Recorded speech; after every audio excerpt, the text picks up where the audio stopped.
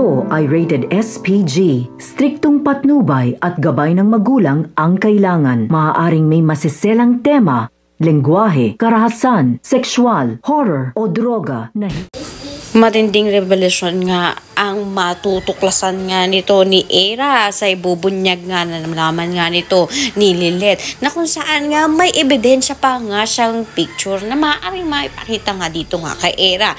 Kaya naman sinabi nga kagad nito ni Lilith kay Kurt. Kaya naman sinamahan nga siya nito ni Kurt upang siya na nga rin ang magsabi na totoo ang sinasabi nga nito ni Lilith. Dito nga nila ipinakita kay Era ang picture nga ng babae nga nito ni Attorney Renan. Kaya naman nanggagalaiti sa galit itong hang si Era at susundan nga daw nila saan nga pupunta itong hang si Attorney Renan.